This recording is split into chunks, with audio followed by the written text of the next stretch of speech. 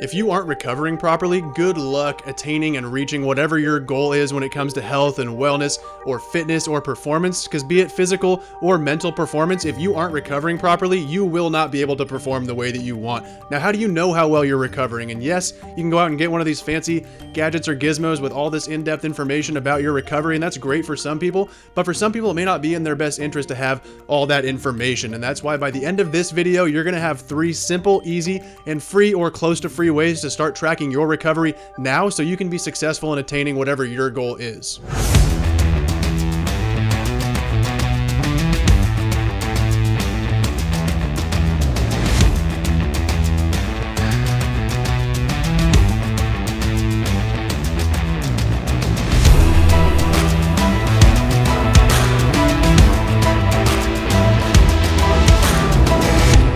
Real quick, for those of you new to the channel, first of all, thanks so much for being here. Second of all, my name is Sam Rowe and I empower people to make educated decisions about their health and wellness. If you want to stay in the loop and make better decisions about your own health and wellness, hit that little subscribe button thingy and the little bell notification on my channel so you can stay in the loop whenever I release new videos so that you can live the healthiest and happiest version of your life. Before I get into the actual details of how to run these tests on yourself, I do want to cover a little bit of science and mechanism here so that you have a pretty thorough understanding of why recovery is so important and the role that recovery plays in attaining whatever your fitness and health and wellness related goal is and enabling you to perform mentally and physically the way that you want.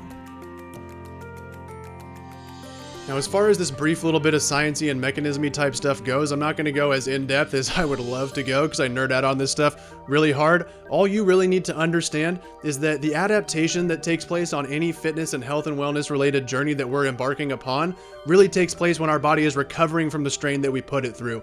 In essence, say you're here, whatever that means, you can bench press this much, this many times comfortably, you can run this far in this much time comfortably, you can, cognitively perform for about this long before you start getting tired and fatigued and have to take a break. You can comfortably do about this much and you want to be somewhere up around here. What you have to do is, yes, challenge yourself to create change. You can't keep doing what you can comfortably do. You got to challenge yourself and strain yourself here.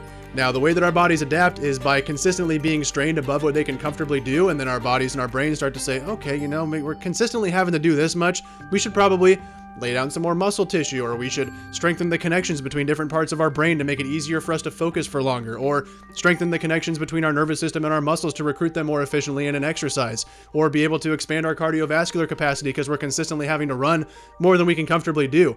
Now, we strain ourselves here, but the adaptation actually takes place only when we're recovering. That's why if you're pushing yourself harder and harder and harder, just trying to get yourself up to here, but you're not paying attention to your recovery, not only will you not make progress towards what your goal is, you might actually slide backwards, because when you strain yourself in those ways, you're breaking things down. You're tearing things down and tiring them out strategically so that your body knows where the adaptation needs to take place. Let's take a bench press type example for those of you that lift weights.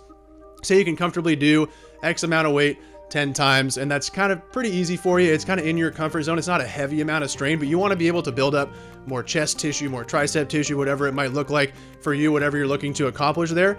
And so you got to start pushing yourself above what you can comfortably do. So those muscles get kind of torn down a little bit. The connections between your nervous system and those muscles get tired out.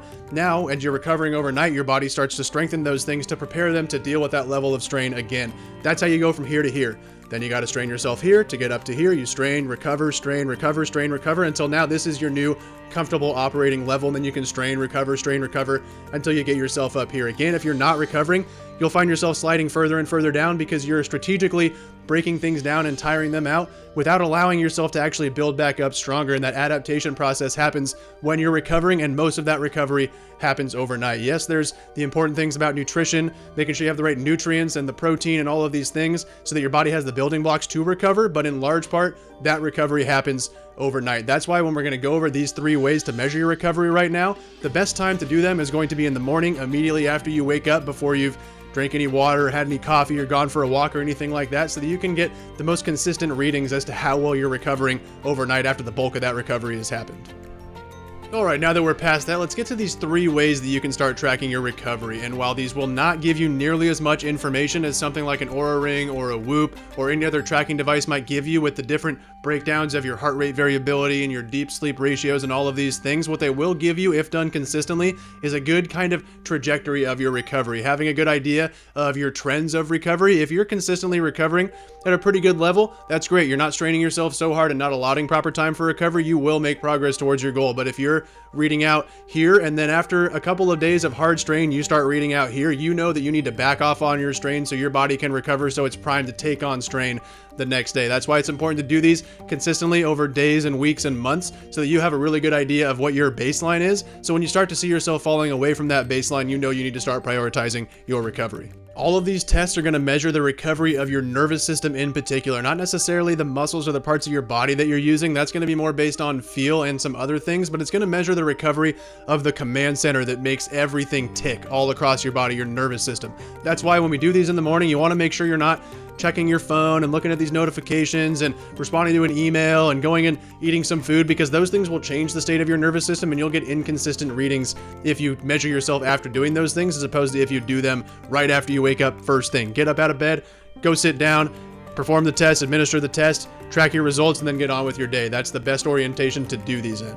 Alright, so now for the actual tests that you can administer. I'm going to go over how to perform all of these tests, and then at the end we'll talk about what the results actually mean. This first test is called the CO2 tolerance test, or the carbon dioxide tolerance test. What you'll need here is just a stopwatch of some sort. You can definitely use your phone, but again, we're trying to measure the recovery of our nervous system here, so try not to pull your phone out and then start flipping through emails and all of these things. That'll start changing the state of your nervous system, and it will definitely impact your scores and not give you consistent readings. So once again, wake up, go sit down. If you really got to pee, go do that first, but wake up, sit down as soon as you can after waking up, pull out that stopwatch, then you're going to take 3 normal nasal breaths in and out, not forcing it.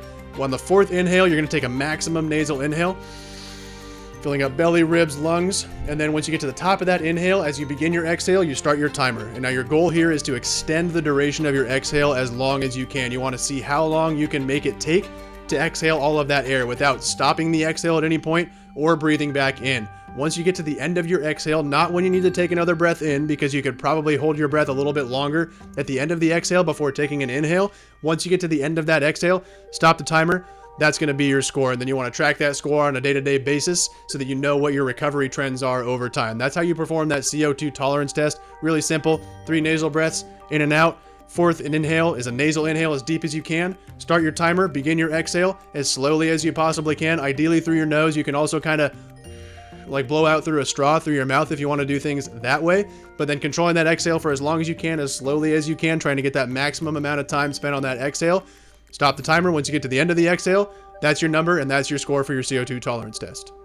So the second method of tracking your recovery is called the CNS Tap Test, the Central Nervous System Tap Test. There's tons of apps out there that are free. I use one called CNS Tap Monitor. I'm not affiliated with it. You can choose whichever one suits your needs, whatever one is more aesthetically pleasing or whatever.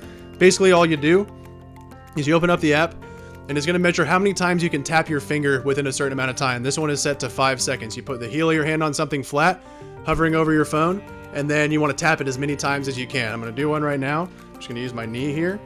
So you can see that one right there, and go tap.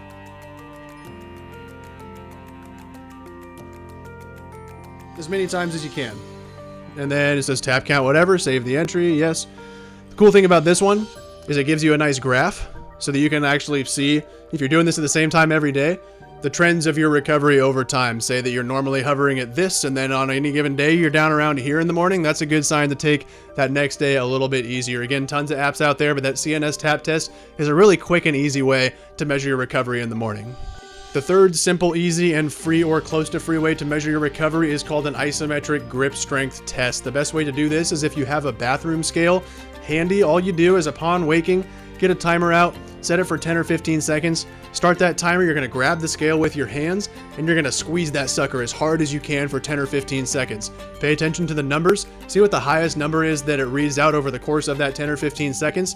write that number down and track that number over time. And in particular on this one, it doesn't really matter what that number is compared to, whether it could be 47 and maybe you want it to be 100 or whatever. But if you have different amounts of grip strength, different size hands, whatever it might be, there's going to be a lot of variation between people here. So it's more about how you vary from day to day on this one in particular than any concrete number you could be looking for. So you just grab that scale, 10 or 15 seconds, squeeze that sucker as hard as you can, pay attention to that number, track that number and write it down, and you'll have a really good idea of your recovery trends over time with that test as well. All right, now that you have these 3 tests, what do these scores even mean? Is it really good to have a 47-second CO2 tolerance test controlled exhale? Is, 25 taps in 5 seconds really, really good? I want you to stop thinking about if it's really, really good or really, really bad to get certain numbers. It's really more about your numbers compared to your numbers on a previous day. I know I've said that a couple of times, but that's really important to drive home. You can Google these tests and see people have put all these things out about, this is an excellent level of CO2 tolerance test. This is a peak level. This is a peak athlete's level. You might not be a peak athlete. You might be trying to get yourself closer to that, but you may not be there right now. So don't beat yourself up about getting 47 seconds when this thing says that 120 seconds is optimal. You may not even be able to accomplish that. Again, it's more about your trends over time.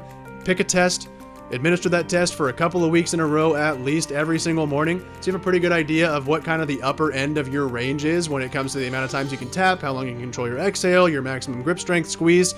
Do that for at least a couple of weeks so you have an idea of what your maximum range is, and when you see yourself going down from the top of that range, you need to prioritize recovery that day.